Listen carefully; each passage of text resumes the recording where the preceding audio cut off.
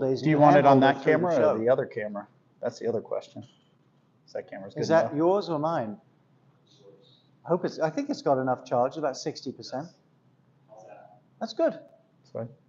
You could probably tilt down a little. Yeah, maybe a little. There's a lot of sky above us.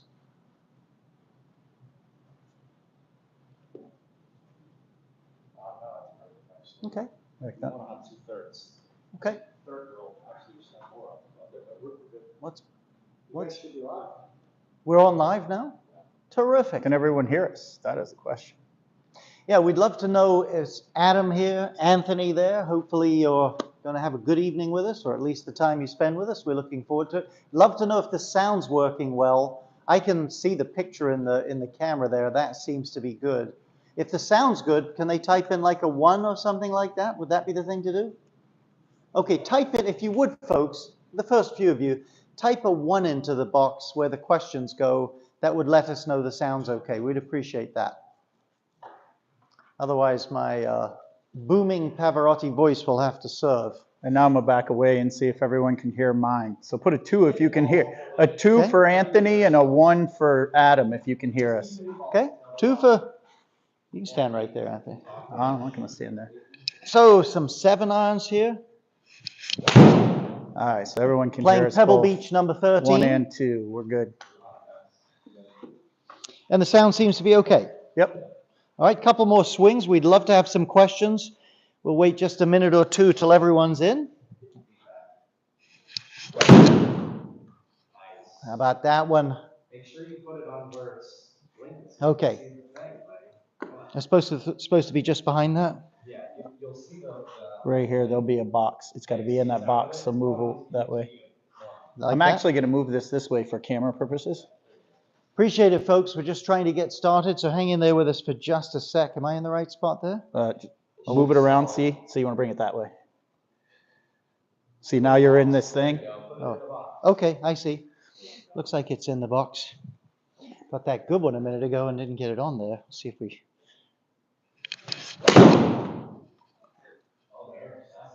That's a decent one. Number 13, Pebble Beach. And was able to reach the fairway. It's a par 4, by the way. Well, anyway, we'd like to talk about anything you want tonight. We've got Anthony here, who's our real fitness expert, golf fitness specifically, although you train other athletes a bit too. Yeah, all sports, but predominantly focused on golf. Predominantly focused, and not just everyday golfers, elite golfers, or the other way around if you prefer. Everything from, I mean, I've trained with you, everything from, injury prevention to gaining speed. Yeah, what do you think? Mostly mobility, weight transfer, balance, speed. Everybody wants more speed and distance, obviously. So that's a big thing that we focus on. But at the same time, you need all those things we just mentioned to be able to get that distance. So. And I always think it's a little bit of a chicken and the egg thing. If a person swings the club well and doesn't have to adjust and make all sorts of poor compensatory movements, their ability to create speed would be better. Much better. Of course, by the same token, if their body's fit and strong and supple, they can probably make a better swing and certainly create better speed. Yeah, usually if the body isn't set up properly Sure. or you don't have good lat length, like flexibility in your lats or flexibility in your hamstrings, a lot of times you'll get into an early extension, and that's so detrimental to the golf swing, kills your speed. Hey, lat length, I'm going to let Anthony talk, is something I see a lot in golf lessons. It's very, and I know a prominent. test you can do that's like this,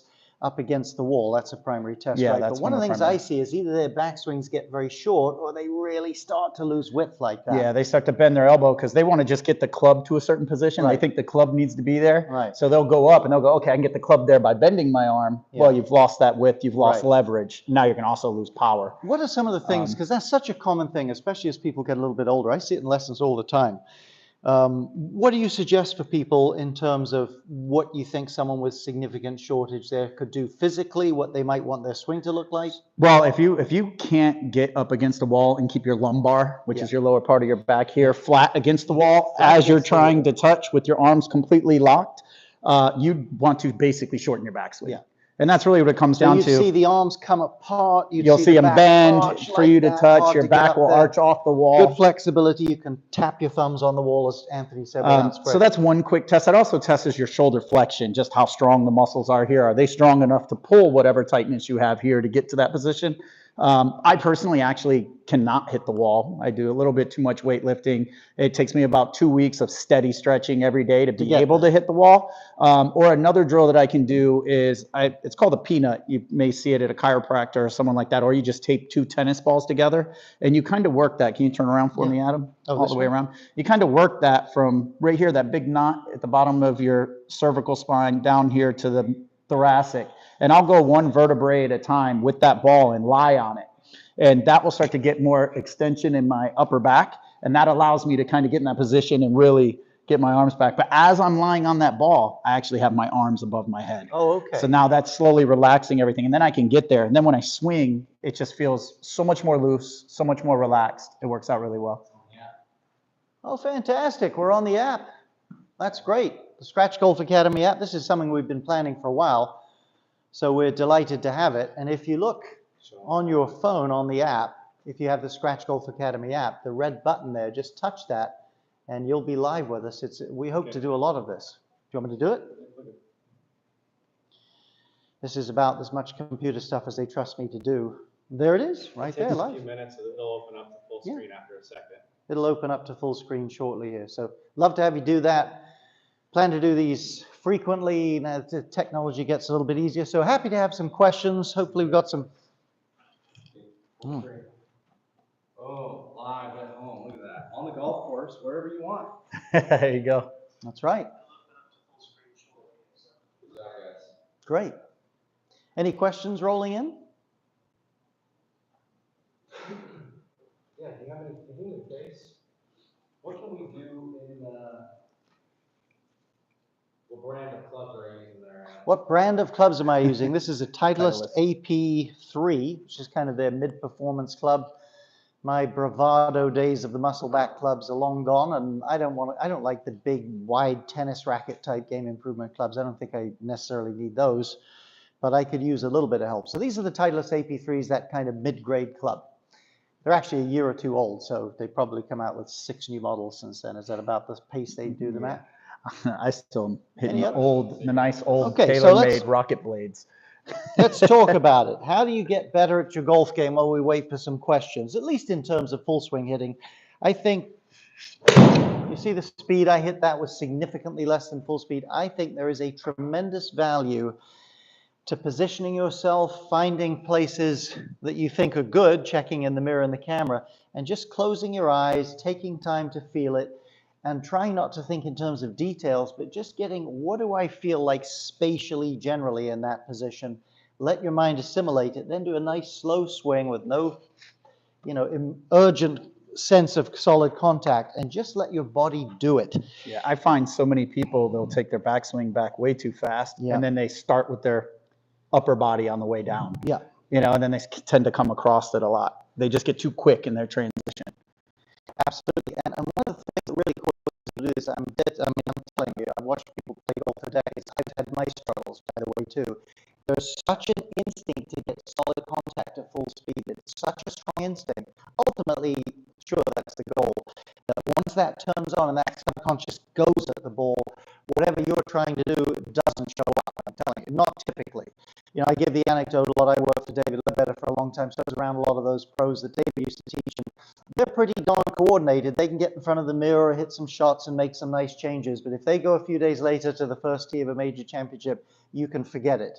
Whatever's most instinctive to them is what's going to show up, because it really has to. There's such a sense of importance of getting the ball where they're going. So you don't want your range sessions to just turn into that. And I'm telling you, they do. Another thing that I find with people practicing, they'll hit shots and they'll go straight out to contact. You can tell if you made solid contact before the ball's apexed. I'm telling you. And if it's a really solid one, you can feel it if it's really bad.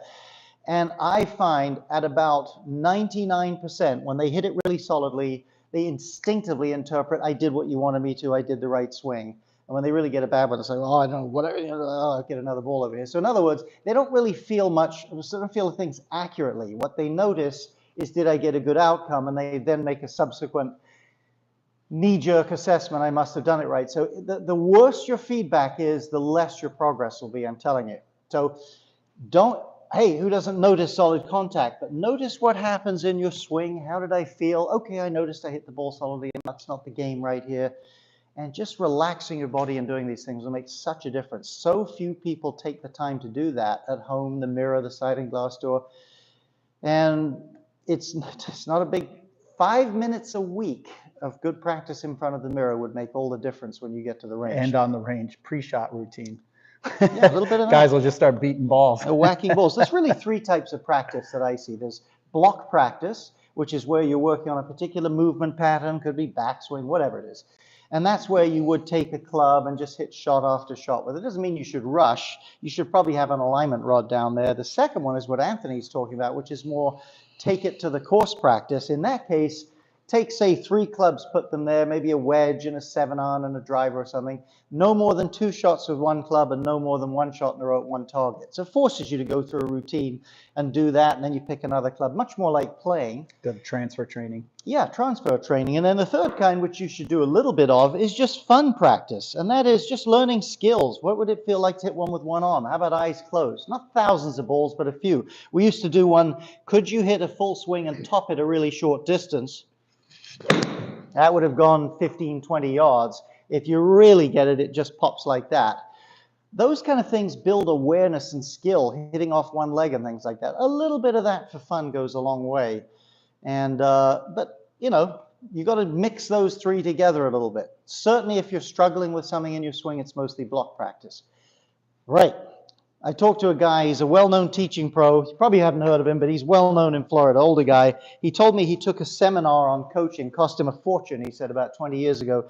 And he said to me at the end of it, let's hit one shot here, thin and straight. He said to me at the end of it, 2 days, $5,000, I learned 1 thing is all I learned. I said, wow, that's terrible. He said, no, it was great. He said, because I used that thing every day since then. And I said, what's that? And he said, what I learned from these neuromuscular motor programming guys was when it comes to a physical habit or a physical skill, no feedback equals no learning. He said, it's just the reality.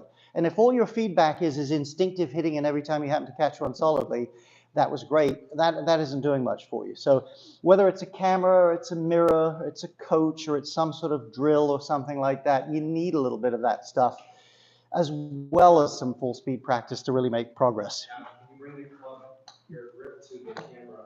Yeah, grip to the camera.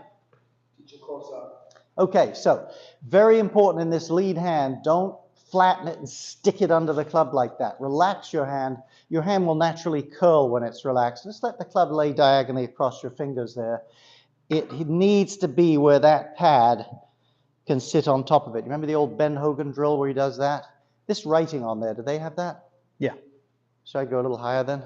It needs to be where you can hinge it like that. Are the folks seeing that? No, that's Okay. just you. Okay. You can see what they're typing. Oh, I see. Okay. And then your right hand's, it's not less important, but it's less critical than this hand. I'm telling you, if you let the club sit there, it should wrap over about the right amount, roughly that V towards that shoulder, but you shouldn't have to manipulate that. If you habitually have a weak grip, you are almost certainly holding it too high in the palm, I'll tell you that. So down in the fingers, right hand in the fingers, right hand sort of up against the side of the shaft like that. You should feel real mobility. Something else I would encourage people to do, get a club in your hand sometimes at the house, grab it, and just play with it a little bit. Just move it around. You want a combination where you can feel the weight of the club, your wrists are soft, but there'd be no way someone could pull that thing out of your hand. You have controlled some strength in your fingers, but soft wrists. Takes a little while to cultivate that feeling. Very, very helpful. That's where you want to hit from. Right there? Yeah. Okay, let's try a shot here.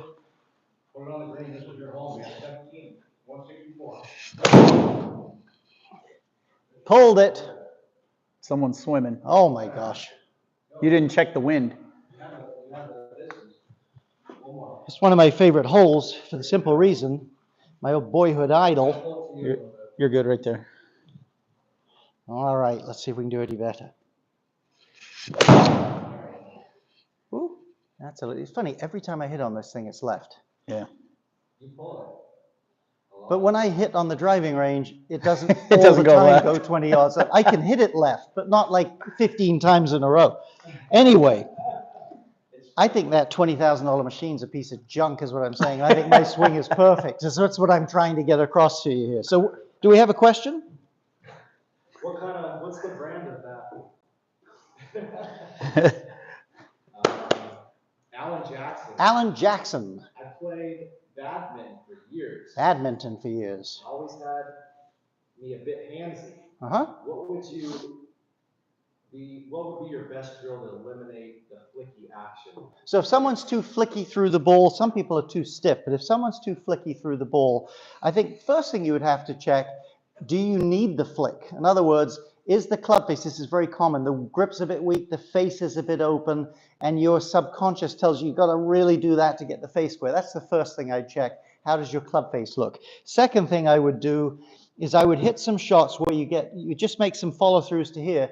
At full speed, we're not going to go quite there. If you're not engaged with your core, there's no way you're controlling that club. So assuming the face is good, people that flip don't use their body dynamically enough. So the drill here, can you stop the club on a mid-sized swing this far past impact?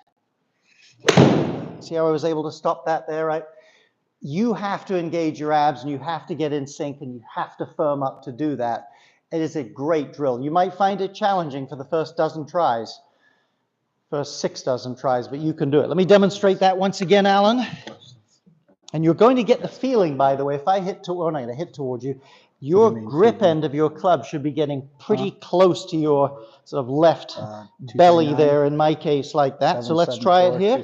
I feel some energy and like I'm hitting a brick wall there. 774. Right, like that. 8 on, 9 on, 7 on, something like that.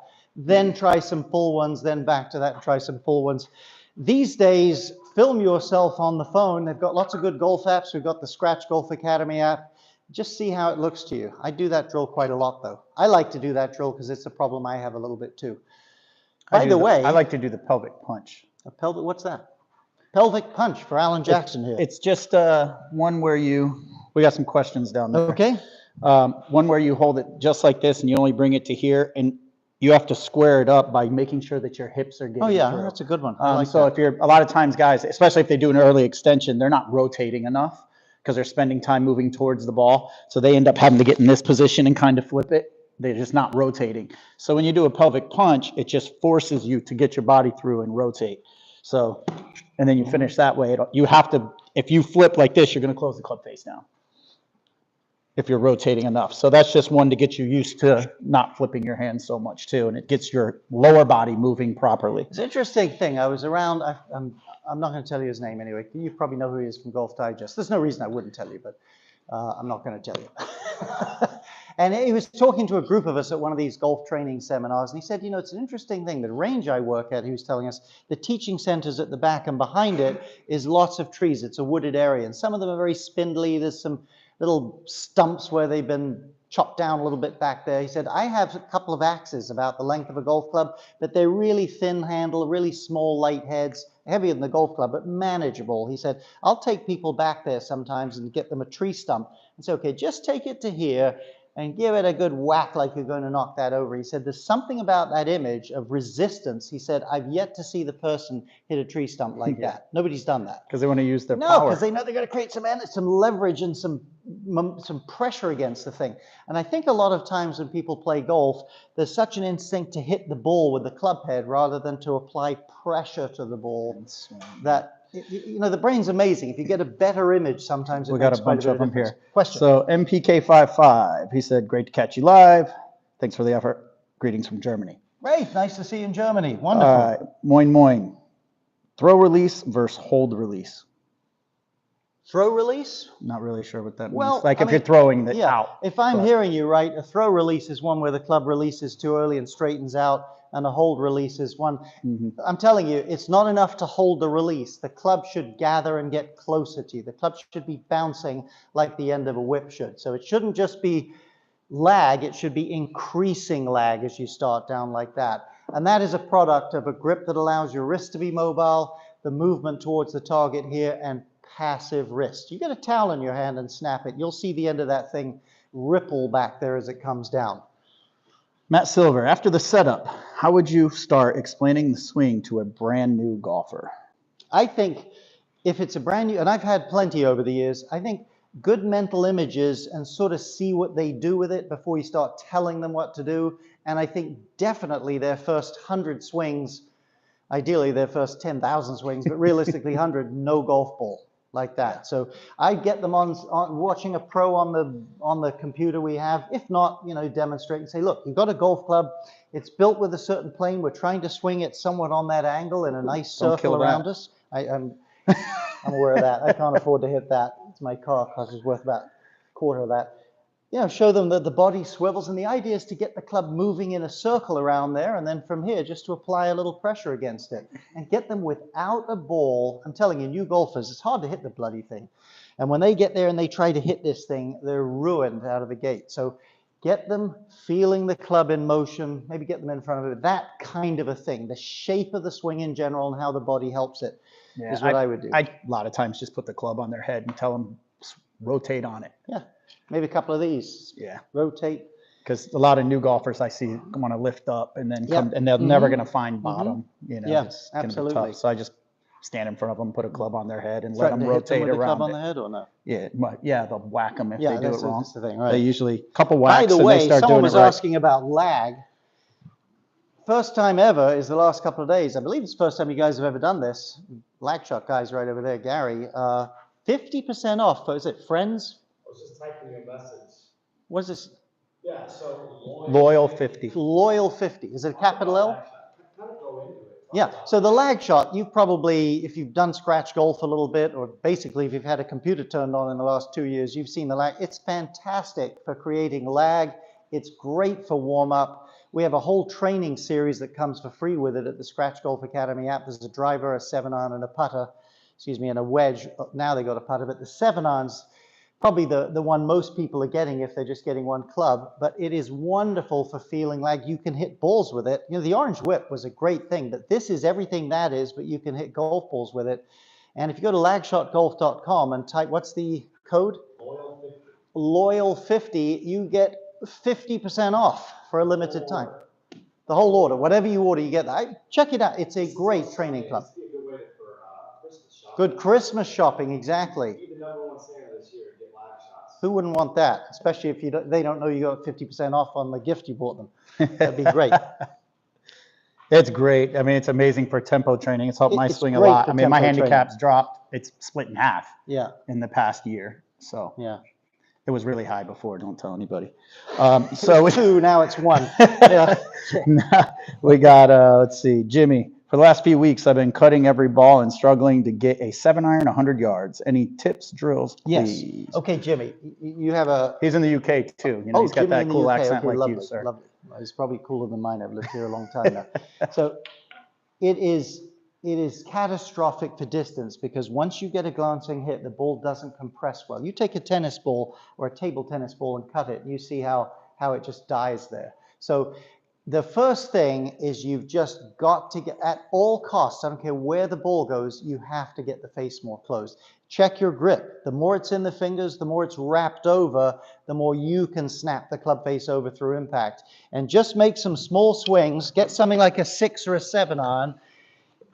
Most of the time when someone's been cutting it, they're coming over the top to help them. I don't care if you do come over the top. I'll do it. But that ball has to go this way. And just make some swings and snap the loft off. Do it too much, then back off it. And as I say, don't worry if it pulls a little bit. Once you've got the ball, once you've eliminated the curve to the right and it's going harder and lower and more left, then you can start to get your swing more from the inside. But you cannot keep playing and letting that face stay open through the ball. Check your grip, though. That would be important. Michael Moody, Michael Moody. the first thing that starts the downswing. First thing that starts the downswing. Well, he's probably a better to answer this than me, but I'll give my It is 10 cents. the We've got hips. 4 segments: pelvic, hips, thoracic, trunk. Stay away from technical terms, these are 100 times more than I do. Arms and club. The picture throwing a ball, okay? Hips, trunk, arm, ball. It's the same skipping a rock. So you have to feel that.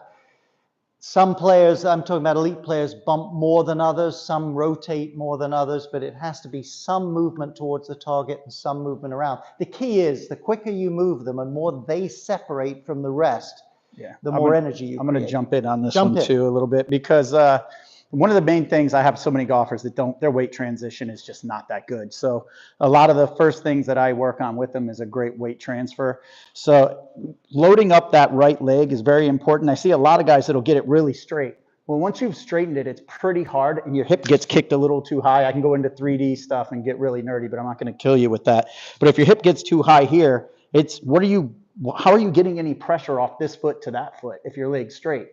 You're just kind of doing a salsa dance at that point. You want to be able to load it with a slight bend so you can actually feel almost like a jumping. You look at long drive guys, you're going to see them almost getting to this position and they're going to jump through impact, and that's how they're gaining so much power. But they're basically doing more of a lateral ground force, about 45 degrees with your trail foot, and then it's a vertical with your lead to clear your hip. So it's just very important to be able to load that right leg and be able to really push off of it. So again, you just want to get there to load it and be able to push sideways off this part of your foot right there, push, and then vertical lift here. And that's going to really get your hips going first. I actually have a lot of issues getting quick in my transition. And I was telling this to Adam earlier. I used to just go back and go quick. And when I went quick, I started down like this. And my body would shift up and down. And obviously, I'm hitting slices, cuts if I'm lucky. So I had to just start my tempo a lot slower so that I could, as my hands are still traveling upward and I'm still turning away from the ball, I can feel my hips go while I'm still traveling back with my upper body. Because what technically makes the top swing is the top of your swing is your body transitioning back to the down. I agree 100%. My teaching experience and occasionally my own personal bitter golfing experience, people have so much more urge than they know to get the club speeding up. Once this thing's racing, you've lost that separation. You've completely killed your power too. Let that thing just do this. I saw a great drill, Erica Larkin on a video. She had a winter jacket that had kind of semi-stiff sleeves. You know how they are, you can bend them, but they're not like, whatever, they're quilted or something. So she had zipped up and her arms are inside it. So she's just got these two empty sleeves. And she was saying, when she moved, you could see the sleeves delay. It was a great visual image. And in terms of this push-up Anthony was talking about, absolutely. Picture this, or try this. If you had a club or a handful of clubs, let's say a club that weighed 3 pounds, 4 pounds, multiple times what this weighs, and you had to throw this thing, and for every yard you threw it, you got peanuts or something, or some of you like money. I'm telling you, with a heavy club, you wouldn't do that. No. You would grab the ground and you would push up and out and thrust your glutes to get that thing propelled up in the air. Yeah, so and one way to get used to that too is you can take a medicine ball and throw that against a wall. You know, you're loading it up out here outside your hip, and you're going to have to thrust your hips to really throw it hard, or else, I mean, if you do this, you're going to find it's just not going to come back to you. But so if you can throw it hard enough, it's going to come back. I would use a wall ball, the bigger ones, Dynaball. You don't use a medicine ball, it might come back and hit you in the face, and that'd be a good doctor visit. Okay. Another thing that I was saying too with my problem that I had was getting really quick and starting my downswing way too much with my upper body. I started using this because every time I did it with this, I could never hit it straight. So this really helped with my tempo a lot as well, using the lag shot. It just made me, like I said, slow down my backswing a little bit more and start my transition with more using my pelvis. Because if I started doing this, you can see what's going to happen. It was going dead left. There was no way I was going to get it to do anything. It really, that thing, because it as Anthony said, just help my tempo because I'm really aggressive. You can't even hit the ball. So you can hit it with speed when you get the feel for it, but you really start to learn how to let the golf club pop and how to time it, which is exactly what you want to do with a real golf club, by the way. Especially if you're a meathead and super aggressive like me. He's not a meathead. What else we got here, chap? We got, and again, Loyal 50. Loyal 50. Capital L, no capitals? Let's see. All right, reasons for chicken wing and issues it causes. Eddie P. I got a lot on that too. Okay, chicken wing through the ball, very common thing. I think there's several possibilities there. What it causes, well, it's going to cause you some arm and shoulder problems eventually. It's just hard to create really good speed, and when your radius of your swing, distance between you and your club head, is changing as you hit, naturally that isn't exactly going to help you. Dragging it. Yeah, that isn't going to help you make solid contact. By the way, just touching on this, if you want to picture a baseball player, if you want to put pressure on something, you will have a hard time doing it with your arms like that. You cannot apply pressure as well as when they're firm and stable like that. So for consistent radius, for speed, less injury and all that, you need this. Now, several things that tend to happen to people. Number one, I would say most common, when people cut across themselves or cut across the target line too much, the club swinging in towards them and they get stuck like that. That would be one thing. I think number two thing is if the club doesn't reasonably, we're talking about lag here, have some stored energy and lag a bit, it's hard to get enough energy to snap out to the club to help straighten your arms out. You're not going to keep them straight if you have a poor swing by just firming them up. So if you can get the club coming reasonably from the inside, get it coming where it's got some lag and some pop in it, you're probably going to be in good shape. And just remember one final thing, your trail side, my right side, your trail arm has farther to reach than your lead arm. So if your trail side hasn't released a little bit and gone nearer the target, there's no way you're getting this arm long enough to allow this one to be long. I would make some little swings and just hit some punch shots stopping about there. Jack Nicklaus used to say on his driver, he felt like a foot after impact was the greatest distance between his right shoulder and his club head throughout the golf swing. Just working on that sort of thing. Use the energy of the club to get it straight. I will say about the chicken wing, you may not know this, they may not know it, but it's kind of funny. Victor Hovland does it. Yeah, he does it a little bit. Just saying. All right, so Ricky Fowler used to do it a bit. yeah. Lee Westwood gets it just a little bit. Jordan Spieth a tiny bit, but exceptions to the rule. Yeah, they practice a little bit more. All right, we're Tom Polston. Tom Polston. Your drill on tempo count on putts, is it 1,000 to 1? I guess that's what he's asking. Okay, tempo for putts. Get the Scratch Golf app. It's free, buddy. I'm telling you. And there's a whole, in the tools section, the cross clubs, there's a whole thing with a video trainer, free to you, and it's got the Tempo Trainer app for putting. We want a pendulum rhythm, which they call 2 to 1. It just means it's basically a pure pendulum. Now, in a dynamic golf swing, it's 3 to 1. So it takes 3 times longer to get to the top as it takes with dynamic acceleration to return to the ball. But it's the tick-tock in putting. But two things I'd mention on that. Whatever your rhythm turns out to be, tick-tock, whatever maybe it is, he's just saying 1,001. Yeah. Yeah. it should be the same whether it's a long or a short putt. So tick-tock becomes tick-tock. You want to stay on that. And again, it's got to have that pendulum feel. There's basically on that app, there's the tour average, which is about 73, 74 beats a minute, excuse me. And that would be taking it away on one beat, striking it on the next, tick, tock, like that. And then we've got the one that's on the quick end of tour averages and one on the slow end. You pick and choose between the three, and there's a video from me telling you how you might make a good choice on that. So take advantage of that.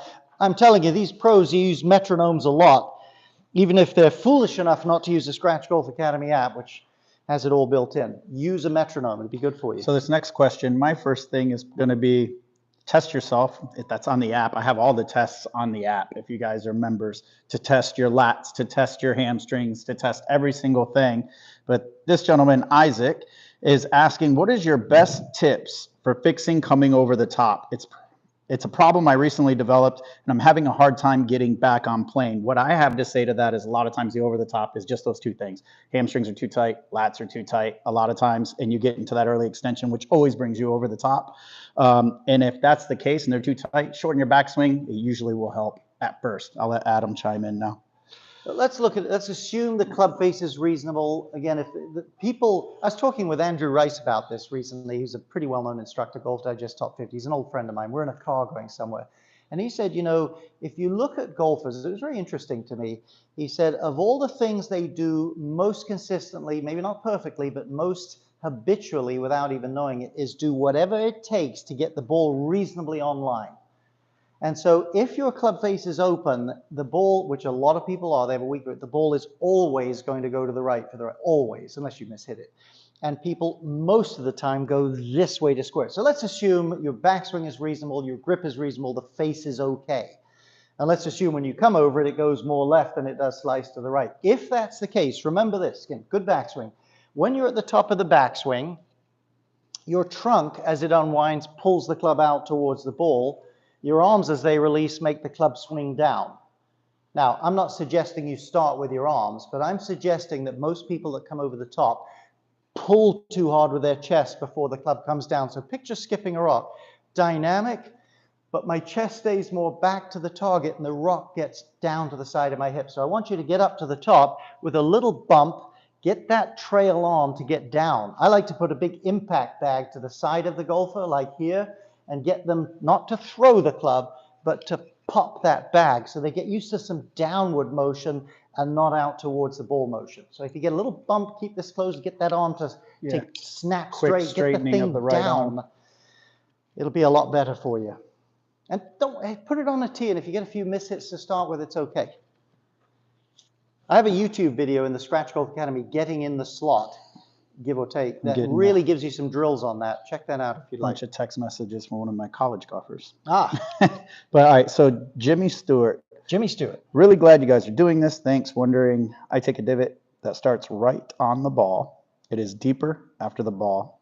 Is that okay? It should be. Yeah, I mean, as long as it's ball, then divot, so the beginning of the divot's maybe just under the golf ball or just under the front And of it the ball. should I think get that's deeper okay. as you. It has to get a bit deeper. Remember, when you have a It's trying to compress. divot, let's say my hand is the divot, and I'm hitting this way. The middle of the divot is always the bottom of the swing. The club's on its way downward, it enters the divot, it's bottomed out at the middle of the divot, and it's rising when it comes out of the divot. Now, I'm not saying that you might not be taking slightly excessively deep divots. One comment about divots, by the way. People erroneously many times think the more you hit down on the ball, the higher it goes. That isn't true. The more you hit down on the ball, the lower it goes. But you have to hit a little bit down on the ball to get solid hit so it goes in the air. And all of that on great players is from shaft lean, not from the arms and hands crashing down. The arms and hands are very level. The club's sweeping with great players. If anything, the glove's beginning to rise, but it's the forward lean that creates the pressure against the ground after the hit. So if your divots are deep, even if they're positioned correctly, you need to be probably coming a little more from the inside with the grip end of the club and the belt buckle rising a little bit more through the shot. If you watch that path too, coming from the inside, the club's gliding along the ground more Yeah. than if you're kind of over the top. You just You take your hand and steep put a and slam table it in front of down. you. You go this way, you see how you hit the table. You go this way, you can brush the So table. Jimmy Stewart, same one. Yep. Said, I love my lag shot, got all three. Oh, he's got the lag shot. Likes all three. Thanks, Jimmy. We should have told you about the Loyal 50 6 months ago. But Just thank kidding you. They have the putter out there. The putter's great, by the way, though. There's one right there. That's funny. Noah's like, I turned on the live and I just see he's like one of my college golfers is texting me. There he is. All right. So hello from the UK, Sean B. Hey, Sean. I always struggle with bottoming out before the ball. You struggle with which? Bottoming out before the ball. Okay. Should I try and maintain wrist angle longer? Any Well, tips? Well, you kind of covered Yeah, that. bottoming out before the ball. There's two things that are going to determine more or less when you bottom out. Number one, when does the shaft get to vertical? That's low point. And the other is, where are you, especially your hips position? If you're back, that affects it. If you're forward more, that affects it. So sure, you've got to have a little more bump, a little more lag. As we said to someone earlier, though, I don't recommend just trying to hold the angle unless you're doing a small drill. The club should have some life. It should load. It should be like a whip or a towel. So here's what I recommend. Get a ball in front of you like this. I'm going to kill Anthony before this show's over. I'm watching. He's getting too much airtime. I can't stand it. And go next to it, make some little swings. And we're only trying to brush the ground, but can I move so that my brush mark is there? If I had a towel, could I make the towel whip the grass right there? You'll find if you're not used to that, there's probably quite a bit more bump in this move than you're used to. But 10 swings, you can get it. At least you can get the feel for it. All right. Now, let me just tell you something, guys and gals. One of the differences I found between the top 3, 4, 5% of golfers, they probably played a lot more and they got talent and all that, but the difference is when you watch them, they make mistakes too. They don't make the same mistake a lot of times in a row. They may hook a ball 4 times out of 10, but not 3 times in a row. So they're good adjusters. If the face is open, they get it too close, then they go back to neutral. If the bottom out's early, they get it forward. People just are so committed to neutral and trying to hit a good shot, they just can't get themselves to feel something different enough to get them over the hump. It's my little lecture. MPK 555 again. At some point, we have to learn to hit it hard to get more greens and regulation. Do you have a good average estimate of how much speed a single handicap should have? Boy. Tough call. Yeah, it's a tough call. I mean, I have a lot of speed, but I'm not a single handicap. So there's no question about it, though. The farther you hit the ball with some level of control, it makes golf a lot easier. I think one of the things I would do, if you go to an app like Arccos, you can get some of these. That's the app ARCCOOS. ARCCOS, sorry. You put the little thing in each club, and you have a little belt clip, and it measures every shot you hit for the whole round without you doing a thing. And over several rounds, you see right where you hit it, how far your drives go, which went to the left. It's like having a professional stat keeper with you. It's great stuff. But even if you don't choose to do that, go find some of their numbers, some of the stats online. What does a 5 handicapper or something average in driving distance? What do they average with this and that? And you'll start to see, typically, I think an 8 handicap averages 235 yards off the tee, I think it is. So whatever speed you need to get, and it's not just speed, it's good deliverance of club to the ball and square hit, to get those kind of numbers and averages is really the thing, because I really think the speeds vary quite a bit. As a guess, I'd say a typical 3-4 handicap 7-iron speed would be 85, 6, 7, and probably their driver speed, unless they're a young player and they're really fit, would be 95, 98, 100, right in that range. That would be a reasonably educated guess. I should have just told you that at the beginning instead of a long-winded answer. All right, let's go. I guess this is mine. Mike, oh, this is yours. Bill O, should I do mobility and stretching routines before or after weight training? Good question. Both. I'm ready for this one. 100% both. Here's the thing. Stretching and mobility is something that you don't necessarily have to recover from like you do weight training. You're not going to get to the point where you're sore, so you don't need the recovery. When you're doing most of those drills, what you're really training is your brain. Your brain has built patterns. If you're in this pattern all day long, you built patterns to be in this. So you're trying to retrain and repattern the brain by doing those. So the more you do them, just like the more you sit and look at an iPad, the more you're going to round out your upper spine. The more you're doing mobility and stretching, the more you're going to get benefits from that. So it's not something, again, like you need recovery. Anytime you're watching TV, a commercial comes on, drop down on the floor, do something. Even if you're sitting in a chair, sit there with bands, start working your shoulders, work on anything that you possibly can. A lot of things that people also forget about, because you always have shoes on, is working your feet and your toes so that you're not getting things like plantar fascia or balance issues. When you're sitting there watching TV and you have your shoes off, just spread your toes out. Spread them out, squeeze, act like you're grabbing something with your toes. Start working. Anything that you can do at any time is going to help. You just got to get better brain-body connection. And that's like most people that don't have a lot of flexibility. If I gave you anesthesia, I could move your leg wherever I want. It's your brain that's shutting it down. So I tell people it really comes down to how much you want to gain. You could do it 30 times in a day. Not that you're going to have the time, but do it as much as you possibly can to get the benefits as quick as you can. Then after you've got to where you want to be, now it's just maintenance. You could do it once a day, and it really, truly doesn't matter when you're doing it. Static stretching, if you're just going to do hold stretching, don't do that before you work out or before you play golf. You want to do more of a dynamic stretch. You don't want to just hold, because some studies, and they change all the time, has shown that you can lose about 15% of your strength from just holding a static stretch. So say I'm doing bench press and I just sit there and static stretch like this to stretch my chest. Well, you just told the muscle to relax. Oh, I see. And now all of a sudden you're going to go right back in and say, I need you to lift something really heavy. It's just the brain isn't going to recruit from some studies. I can give you the sources, but that could always change in time. But the studies that I've seen, they show that you lose about 10 to 15% of your power just from doing static. Now, if you're doing a ballistic stretch, you're just moving through motion like this. You didn't tell it to relax. You're still in motion. So interesting. There's that.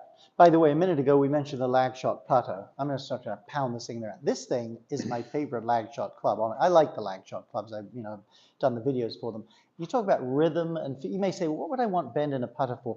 It is so good for rhythm and feeling the thing. You can really tell if you do anything jerky, it won't work at all. I love, not even a target, just rolling putts and finding that rhythm. I think this thing's really great. Right. I see so many people smacking them, and they would close it down if they did that, and you keep hitting it left every time. Non-technical, you just get a feel for it. Yeah. What else do we have here?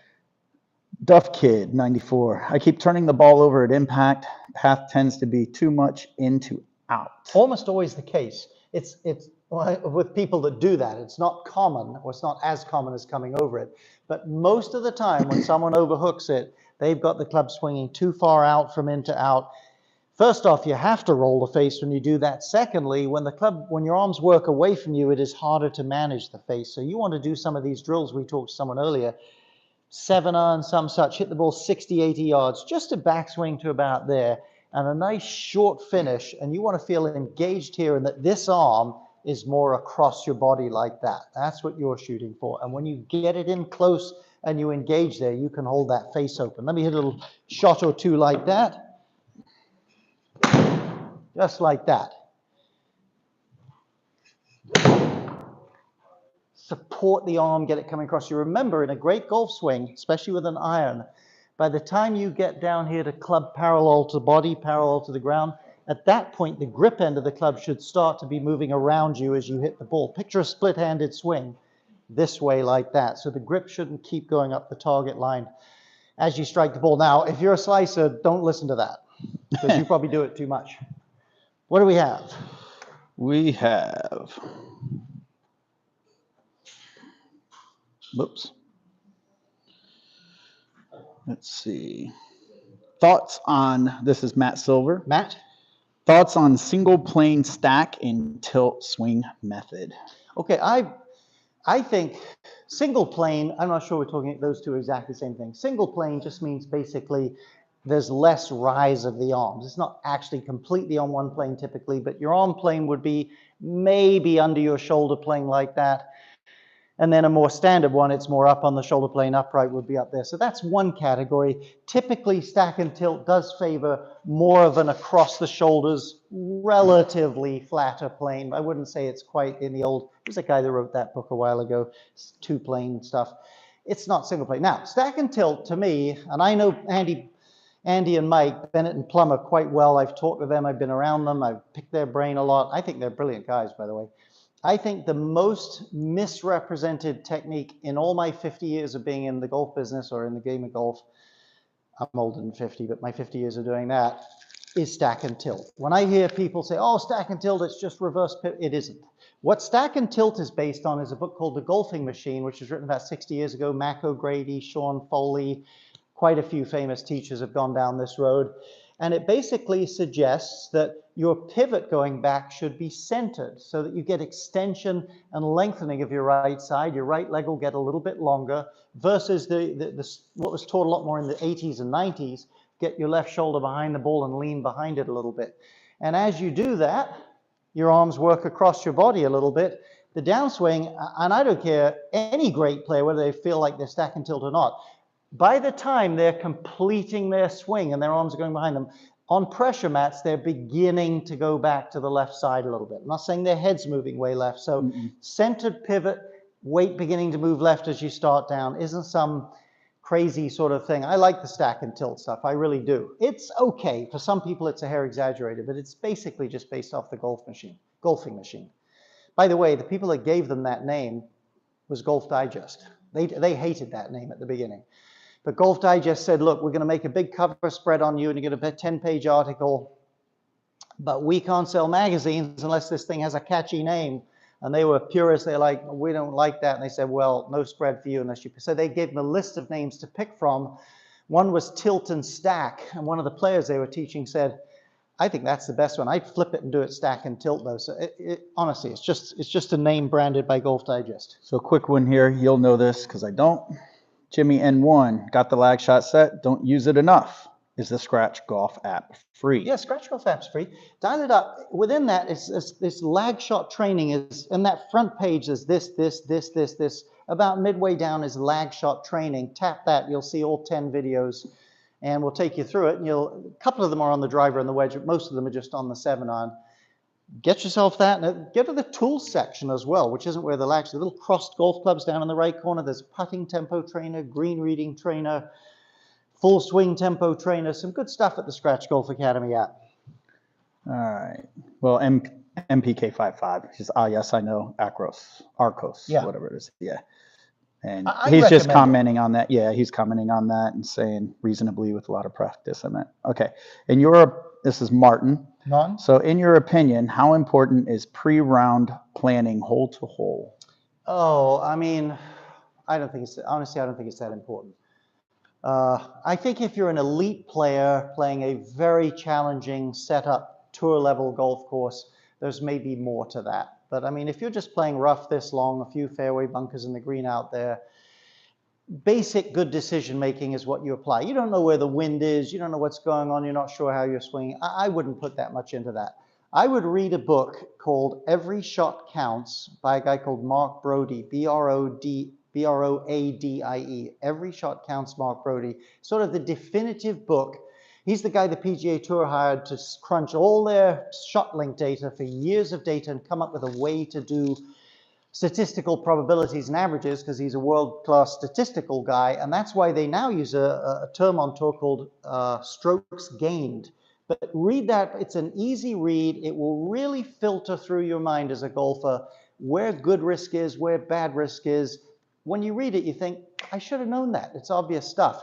But to me, that would give you the tools to make good decisions, playing well or poorly, and I think you just apply those as the round goes and you see how the weather is and how you're playing, etc. Jimmy N1. Jimmy N1. And this is, I can kind of tell you what I do on this too, because I'm going through the same journey. He goes, any tips for mid-handicap trying to reach single digit? Most people say work on short game. Just wondering what's your opinion. My opinion is on anything long, on over 100 yards. I just have been working on tempo because I'm aggressive. So I've been really working on my tempo. That 3-to-1 or 2.5-to-1 on takeaway to downswing, and just really being smoother with that. But it's been short game for me, big time. 100 yards in, if you hit the green, it makes it a lot nicer. But I've really focused on my short game and my chipping, putting.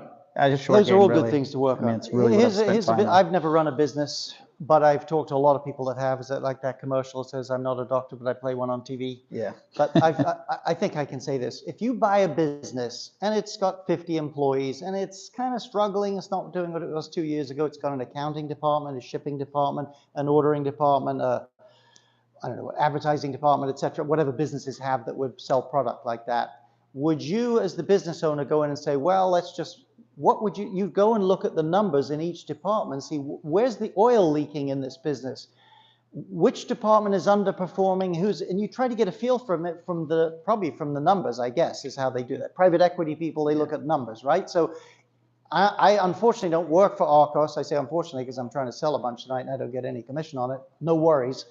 Get some stats. Spend $200, $150, and over the next 10 rounds, you'll get all your stats, because you need a few rounds to do it. And you can go in there and say, against a 12 handicap or a 5 or whatever it is, my handicap, how do I measure up in each category? How does it look? And they'll tell you. I do that on my You stink at driving, you're better at bunkers than your handicap is. Then you kind of know where to put your attention. There was a story when the ShotLink data first came out or was first crunched 10, 12 years ago, and Justin Rose, as I recall the story, was telling his coach, I think he'd left Ledbetter and was Sean Foley, he felt he was one of the worst pitchers, or 40 to 60, 70 yards on the tour. Turned out he was #1 in that category when the stats came out. So that's a little extravagant, but get some stats and find out where your weaknesses are and go with that a little bit.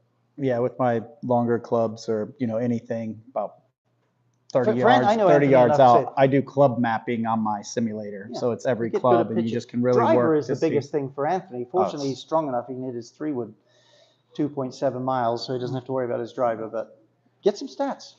Yeah, my driver's not good. I'm like meathead. I get it, and I just want to kill it. And then, it's counterintuitive.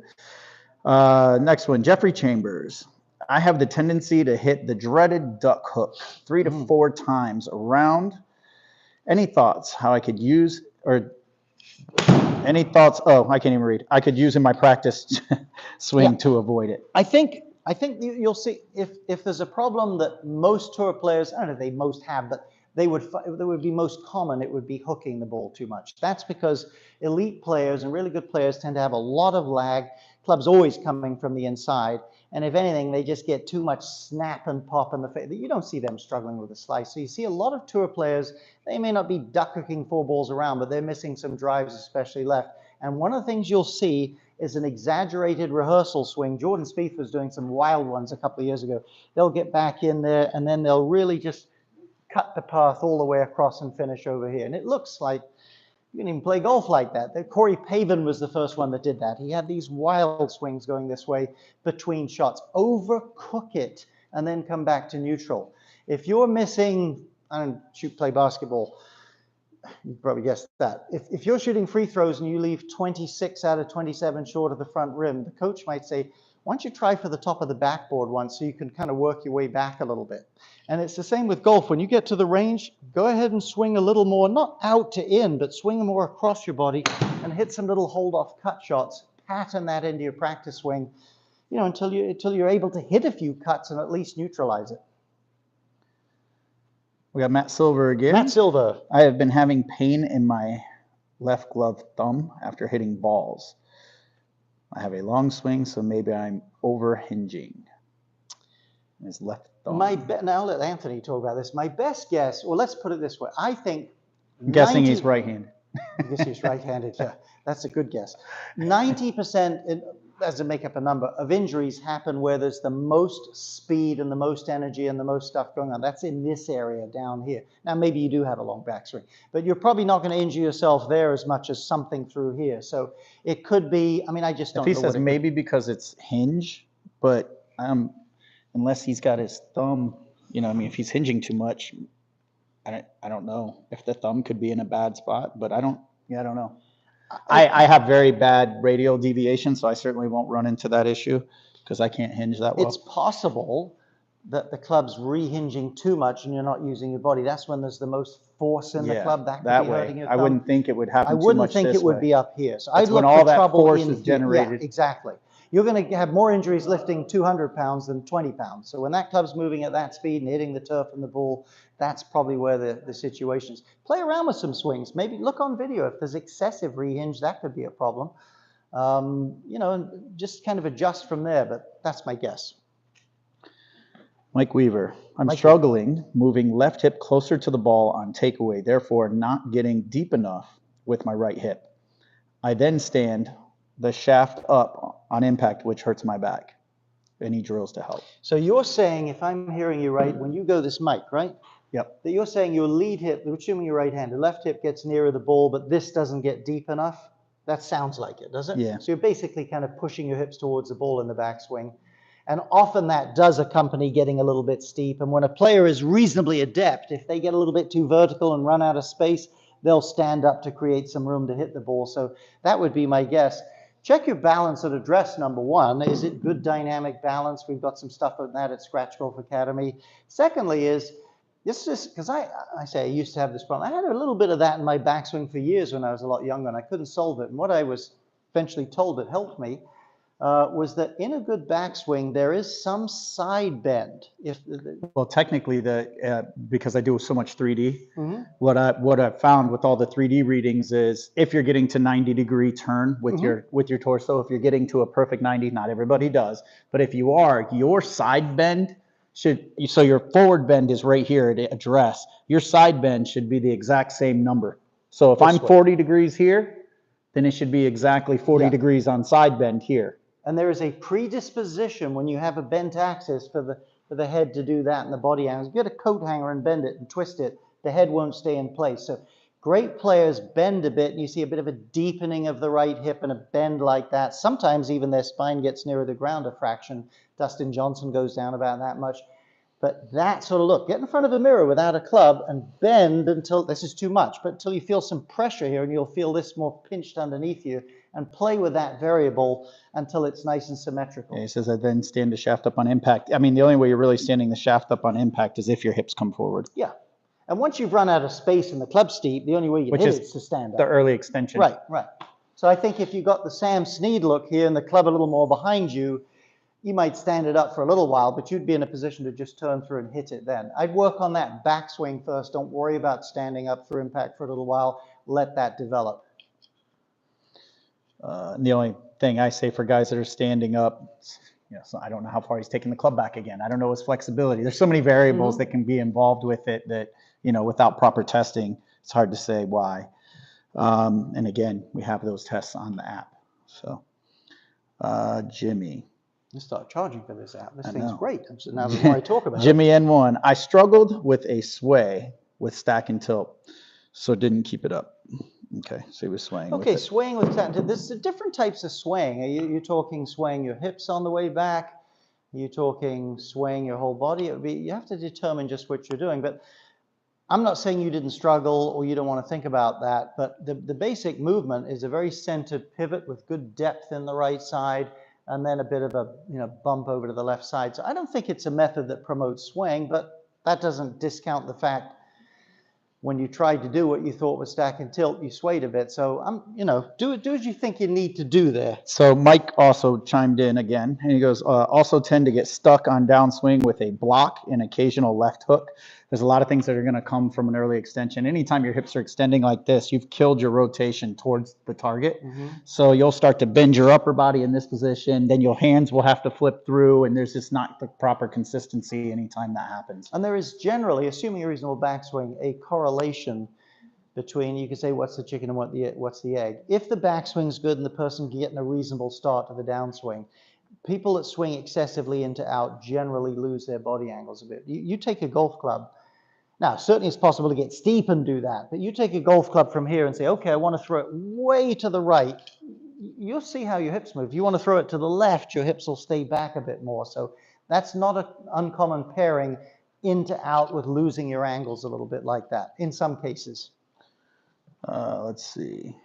Sean B. Rory said split hand drill was his favorite drill and helped him in so many ways. Yeah. Could you run through it and explain the gains? I will do my best.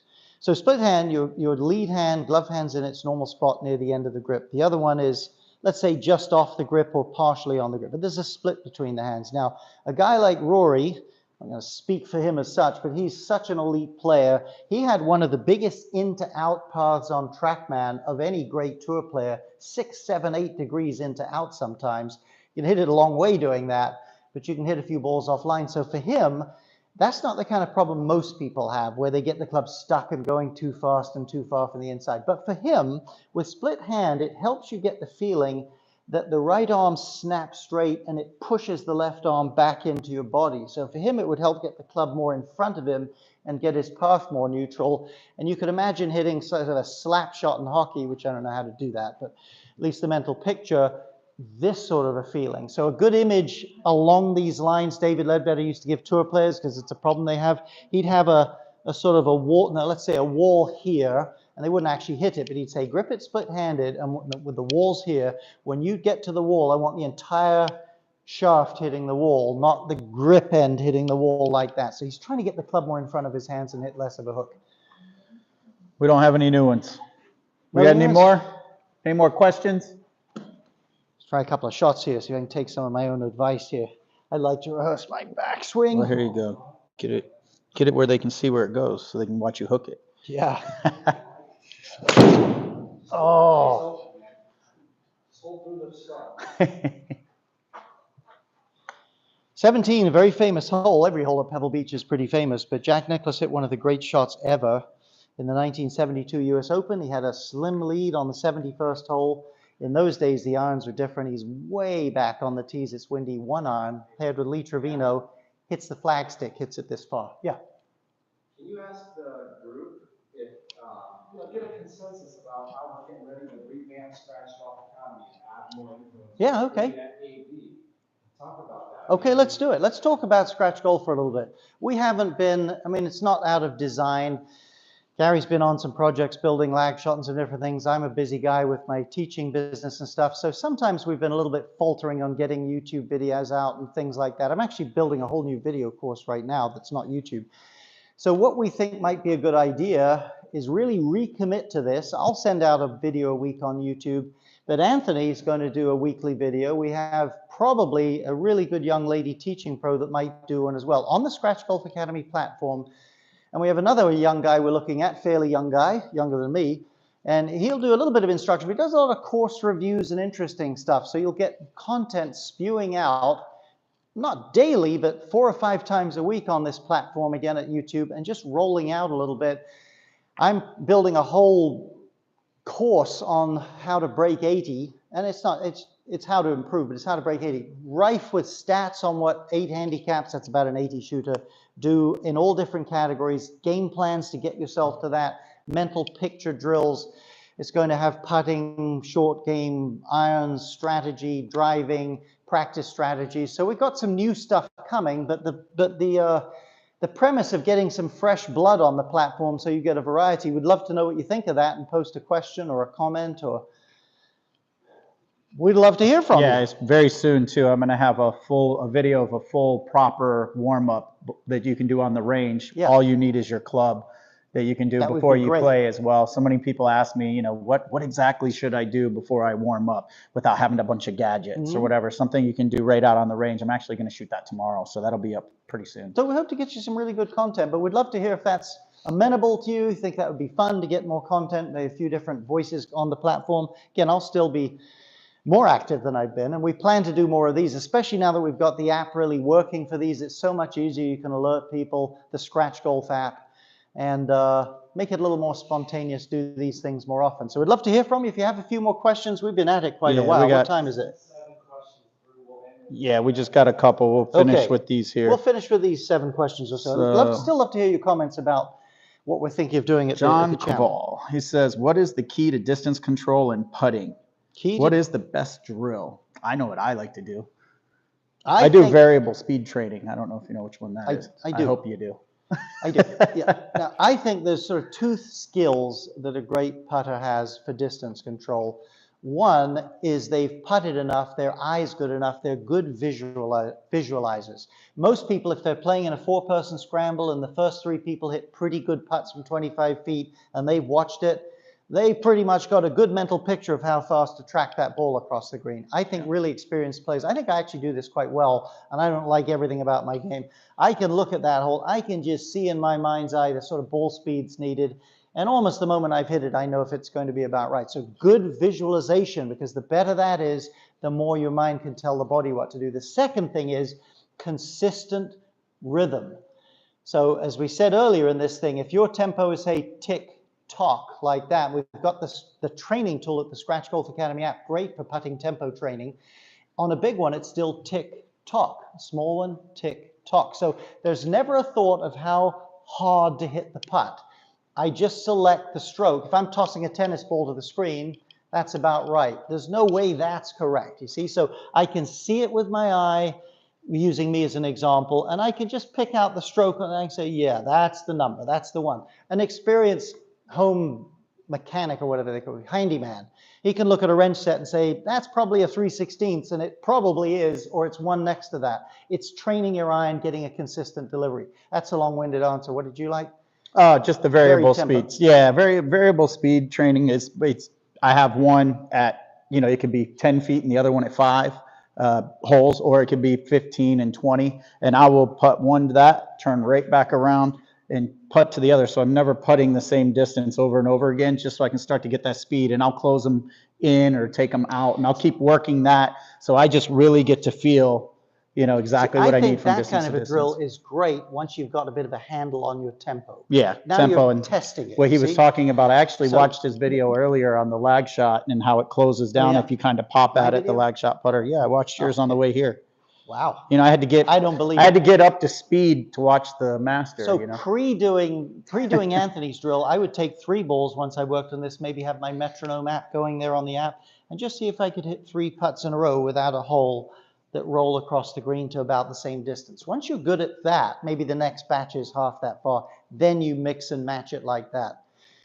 It's not that difficult if you'll put the time in. That's everything, right? What kind of an answer is that?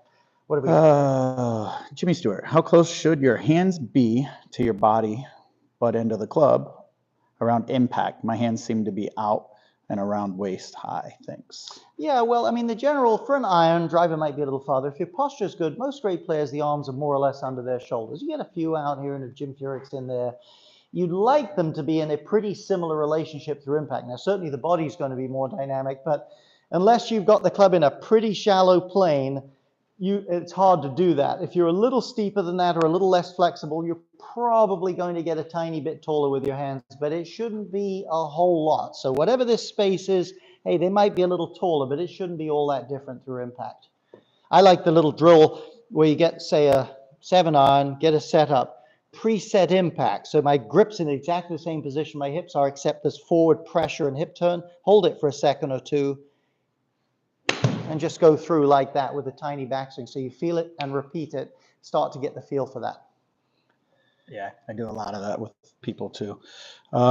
Especially when, they're having problems getting to impact position. Yeah. Rehearse impact position Yeah, over and exactly. over again. So your brain, it's again, like I said, with the stretching and mobility, pattern the brain, just with anything, you got to People, pattern it. I'm going to just jump on this for just a second. We had to go at this earlier and think, people don't get the club in their hands, fiddle with it, use the mirror, get a feel for what they're supposed to be doing, do these little drills, do off-speed things enough. They just, when they get an opportunity to hit, they just wailing away at it. And it is hard to really get much traction in your swing like that. Is that a negative enough comment? This last one's more of a, we discussed a little bit earlier, but we can touch base on it. This will be our last question. Sean B., wife just started playing a year ago. Bends her left elbow after impact. Any advice that could help her release the club? That's you can throw the club. Yeah, we talked about that a little bit. Throw the club. I mean, if the body isn't moving and the club's moving a lot, the arms will break down a little bit for sure. So you have to have reasonably good body movement in there. Certainly if the club's cutting way across, it's going to push into the body like that. But I would have her hit some little shots with maybe a 9-iron just to about there, and with just some nice punch shots to about here. And with a little push of the body, you want to feel the energy. You don't have to kill it, but you got to feel the energy go out to the club head like that. If you had a towel that's limp and you snapped it and filmed it for a split second, it would be dead straight. So there should be firmness in the arms, but you have to get the weight of the club working well so it's got a good pop with a little help from the body to do that. Do it on a small scale. Don't just try to keep the arm straight through the ball when it's not happening. I don't think it will work. Yeah, it's more of a discovery learn when you feel that pop. I mean, Yeah, you could you also feel that pop. stick a alignment rod in the ground out there and just tap it and get used to tapping it out there with the club too. Don't shout at her when she does it. She'll hate the game if you do this. She'll hate you too. Well, we appreciate it. Again, great sale, best ever if you do, what's it, 50? Loyal 50. I was going to say lag For shot our 50. loyal fans. Go to the lagshotgolf.com. They're great, these. I like the putter the best, to be honest. I like all of them, but I love this thing. It's brand new. If you go to the lagshotgolf.com website and just put in the code, the discount code LOYAL50, you on any order you make for right now get 50% off. It's a heck of a deal. So check it out. We've got a whole series of training videos on the Lagshot clubs at the Scratch Golf Academy app. I hope you're using the app. It's got all sorts of fun stuff. Tempo trainer, green reader, full swing trainer, different courses, warm up and stretching from him, lag shot training. It's all on that app.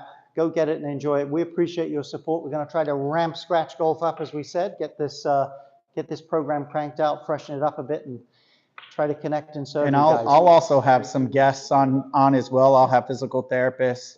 I may even bring on some mental people and things as well for some of my videos. So I'm going to mix it up with mine as well. So there'll be a lot of good content. In your office too, right? Just the mental approach. Yeah. Yeah. Yeah. Yeah. If you want to do maybe from the office. Yeah. Yeah. Live? Yeah. We're going to do more of these, probably every couple of weeks. And I might do some of them from the little home office where you can type the questions in. It's not a studio, but I can run off at the mouth and bore you from the home office as well as I can here. So we'll be happy to do it. We really appreciate And you guys. I'll be happy We to hope do we it in the help. gym We'll too. be doing it in So the gym. we We're can gonna go get in the some great gym. stuff. You This can ask a guy- bunch of questions and I can guy knows take what you he's talking through, about. how's my hip mobility is not good. Can you show me a few things? I can do it. I can take you through cable workouts, band workouts, anything you That can would be need fun. for Wouldn't it be distance strength. a live thing you know. in the gym? That would Yeah. be incredible. That way I can stand there and not saying. And I'm going to make him come in with a cutoff shirt. Yeah, no, we're not doing that. That'd be great. Well, let's, a spontaneous idea. We have some good stuff, Lord willing, in store for you guys. We appreciate you, and we appreciate your time this evening.